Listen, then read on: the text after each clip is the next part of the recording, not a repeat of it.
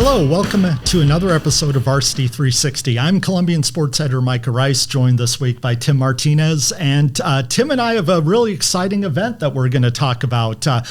We are putting together, at the end of this academic year, June 5th to be exact, an all-region awards ceremony at the Kiggins Theatre. This is a great opportunity to honor some of the most outstanding athletes in Southwest Washington.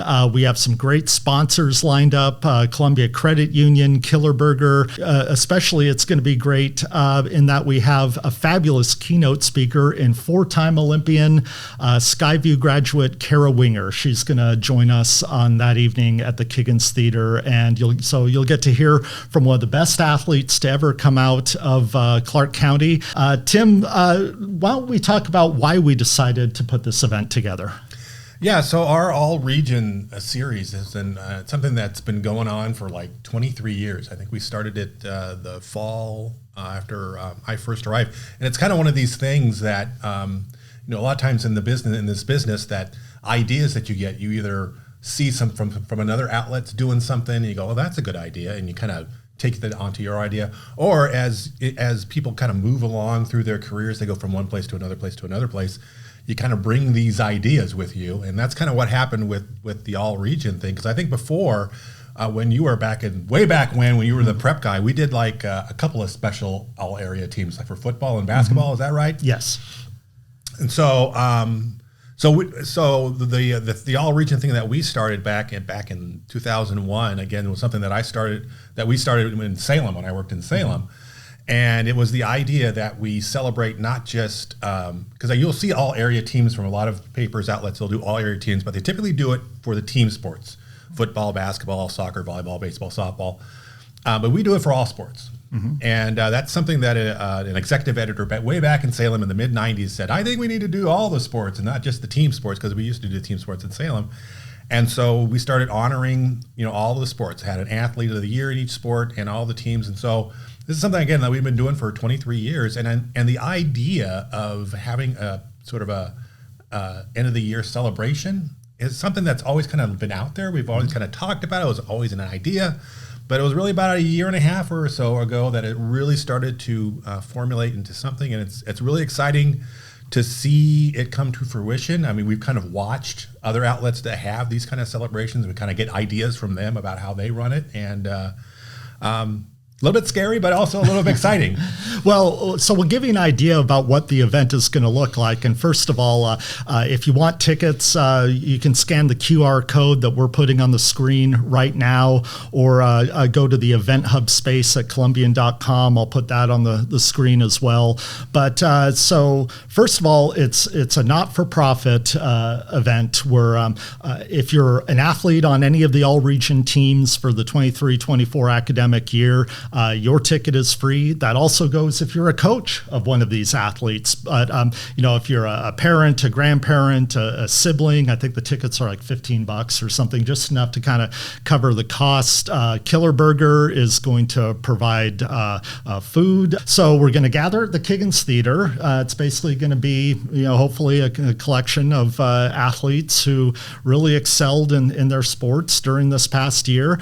And then we're going to have the program. Kara's going to come on. She's going to talk about, I've heard her speak before. She has a wonderful message that, in talking to her and setting this up, she's said she's going to tailor it to the audience here in Southwest Washington. Even though she lives with her husband in Colorado Springs, she makes frequent trips back here. She's often showing up at Skyview High School track practices to share the tricks of her trade, the javelin. But Kara has, over the years been one of the best athletes, I think you'd agree, Tim, to work with. She's never forgotten kind of her roots here. And so I know she's just going to be a wonderful person to hear from if you're an athlete or a coach or just interested in sports in general. And then from there, we'll start honoring the teams and the individual athletes of the year. You've been putting together some video presentations to kind of encapsulate some of the highlights of each individual all-region athlete. We'll put that up on the screen, and then the individual athlete of the year in each sport, we'll have them come up on stage. We'll give them a framed memento that we're going to produce with some of our photojournalism, and just make sure that everybody that was on any of the all-region teams this past year gets a shout out there at the Kiggins Theatre. Yeah, it feels like a really good, capper to the year. It's kind of causing us to kind of change, run a faster track with what we usually do when we present our spring all-region athletes. Usually we run those series into mid-June, but now we want to make sure we have those all presented and in place well before this June 5th date, so people who are on an all-region team in the spring will know that they're invited to this and going to be part of this celebration. And then there's the whole, graduations and senior things. We had to trying to find a good date where it worked the best. And I know that when we did a lot of research, we talked to some other outlets to find out when's the best time to do it. And there were some who did it later in the summer, like late June and July. And by then we were kind of thinking everyone was going to be on summer vacation and maybe we wouldn't get anybody. So we hope this works out and everyone's, I know, especially with the graduating season, it'll work out. But it's just kind of an exciting way to kind of, take our all-region celebration one step further. Well, it's an opportunity as well to use some of the material that we collect and produce throughout the entire year. Those of you who follow our all-region material know that in addition to an article going up on the Columbian's website and being printed in the print newspaper, that Tim, what you've done and an idea you had that I think has been really well executed is you've been making a commemorative page highlighting not only the athlete of the year in a particular sport, but then having the pictures of everybody else on the team. We make that available exclusively as part of our e-edition, but then we also print that out on kind of a heavier, more commemorative grade of paper and deliver those to each of the high schools so that the athletes can have those. Those pages will not only be on display in the lobby at the Kiggins Theatre, but we'll also be making a special program, a special commemorative section that will be available not only in the Columbian, but we'll be handing out at the event that will have all of those pages. So basically, if you follow high school sports in Southwest Washington, you will leave this event with kind of a almanac, if you will.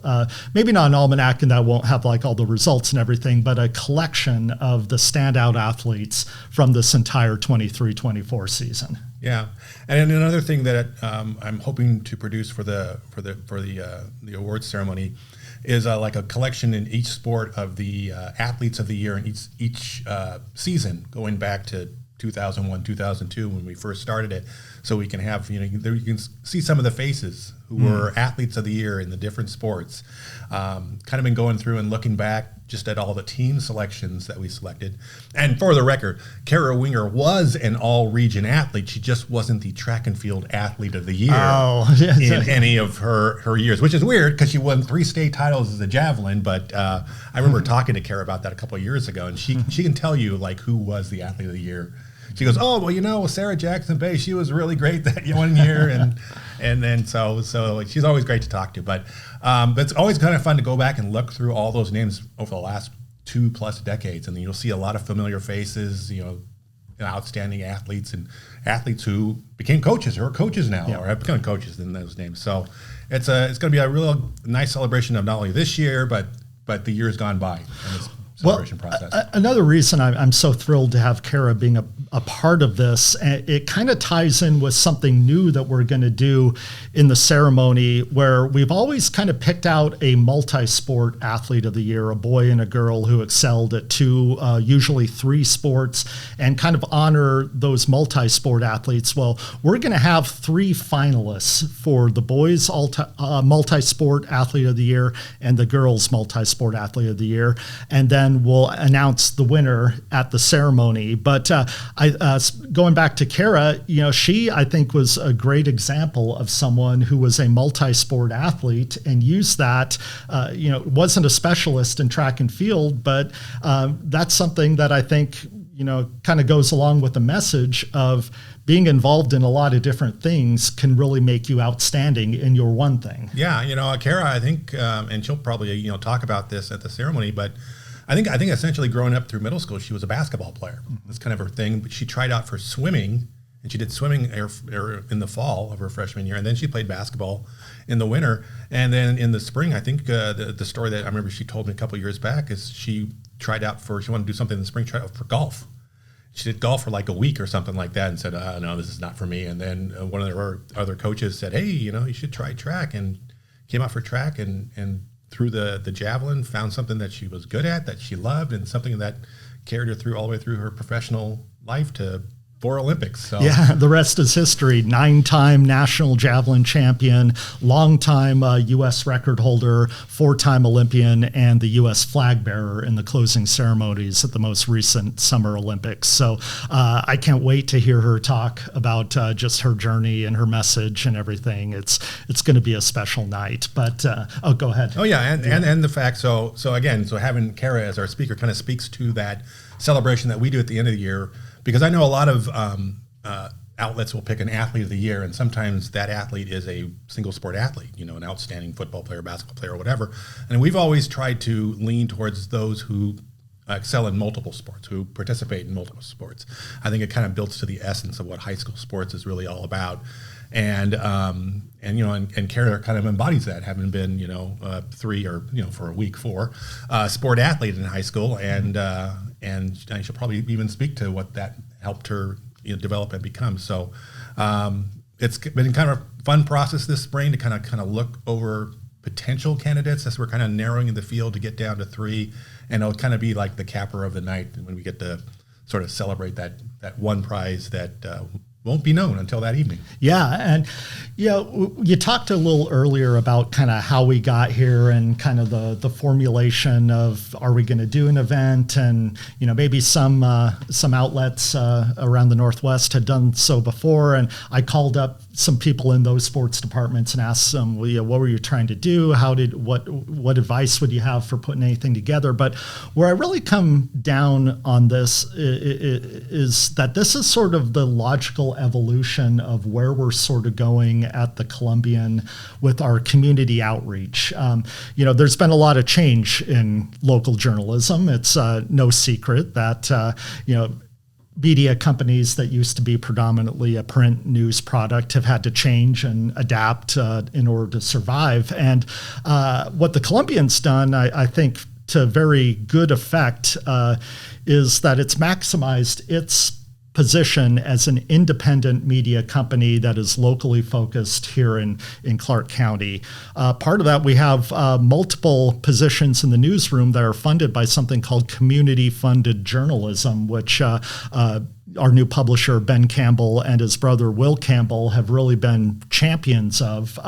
It's maximized kind of the relationship between the community here in Clark County and the Columbian, and shown how really Clark County values having a local news source that is willing to keep this area from being what is known now as a news desert, where you don't have a locally based company that's been able to kind of chart the ins and outs of what's going on in several local issues. This interest extends to high school sports, and it's something that I think we've really prided ourselves on, in being that we invest most of our time and energy in covering high school sports. So where that might have manifested itself 5 or 6 years ago in more print journalism and special sections for the winter season, for the spring season, now it's become more of a, how can we maximize the relationship with the community that we have spent years developing, and get everybody together to really celebrate these athletes and put the spotlight on them.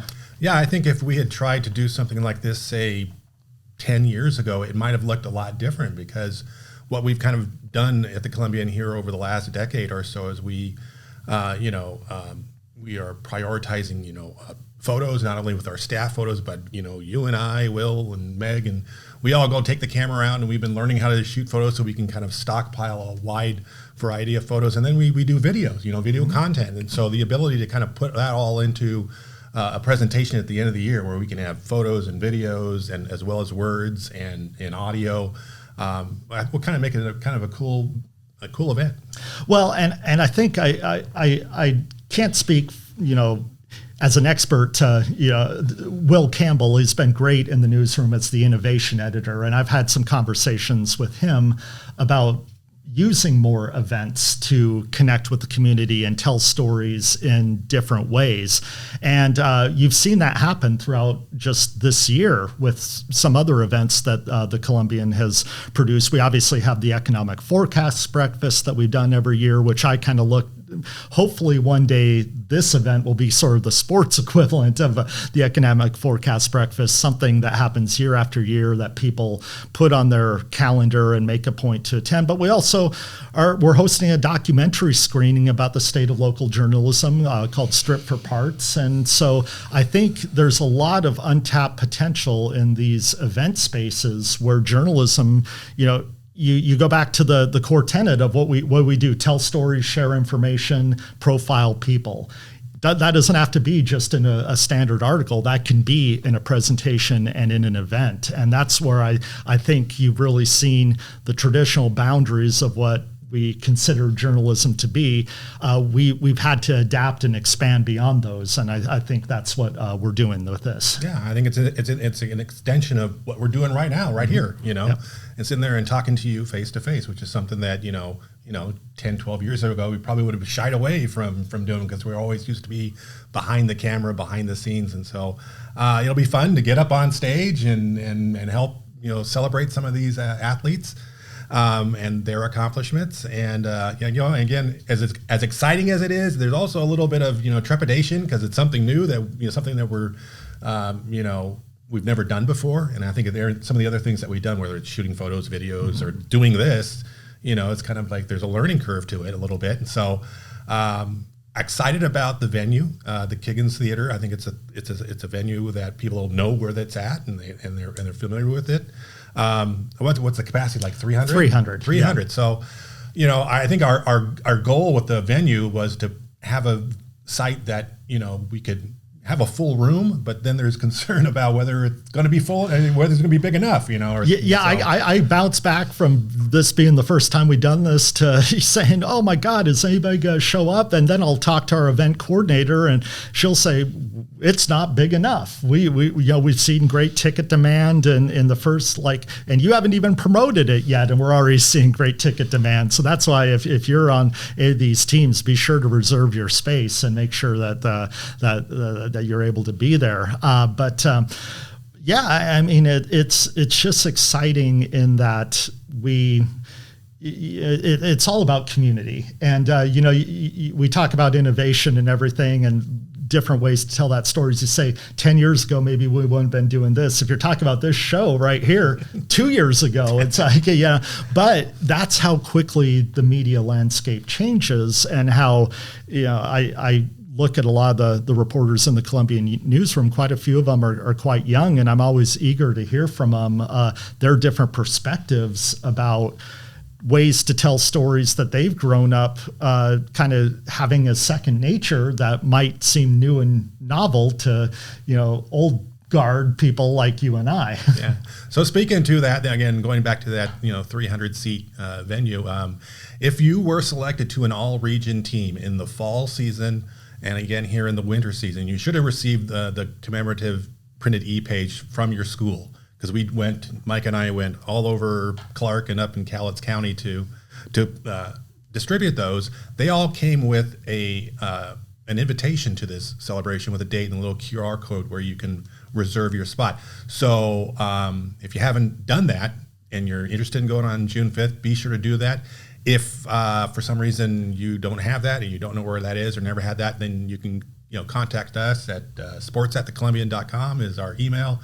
And we can, help you get connected to that, because we want to make sure that everyone who wants to be there, who was honored this past school year, will be honored. And it'll be a quick turnaround this spring, because we'll be publishing those all-region teams in the week or two ahead of this event, and so we'll probably be reaching out to a lot of coaches and athletic directors in those weeks ahead to let you know, hey, there's a spot for you, and we want to let you know as soon as possible. So, because we want to make it available to as many people as we can. Well, and again, I will put the QR code up on the screen at the end of this episode, as well as the website address that you can follow to our ticket hub at Columbian.com to get tickets. But this is going to be, like I said, kind of scary, but very exciting. And it's going to be a great night where I'm sure we're going to see a lot of familiar faces. So many of these athletes, even though they may compete against each other or attend different schools, they know each other either from facing off across the court or the net, or because they play on the same club team, or they've just grown up kind of in the same area. And so it should be, like I said, we're going to have, Killer Burger and sponsoring the food there. And so it's going to be hopefully just a big party, if you will. Yeah. And we're planning to, record the event and stream it. To stream it. Yeah. So that, if you have relatives or something from far away, or simply just, can't get to that on that, it'll be available to watch. So live? It'll be live and then archived. And then archived on our YouTube channel. So, so it'll be available for anyone to view either that night or subsequently. So, hoping to make it available to as many folks as we can. Well, once again, Wednesday, June 5th, 6:30 p.m. is the start. Probably looking at the program running about an hour and a half, so won't keep you out too late, but should be a great event, one that definitely has been a long time in the making, and hopefully will be a foundation on the sports calendar for years to come. Once again, coming to you from the First Pacific Financial Studio, Micah Rice, Tim Martinez, and we will see you next week.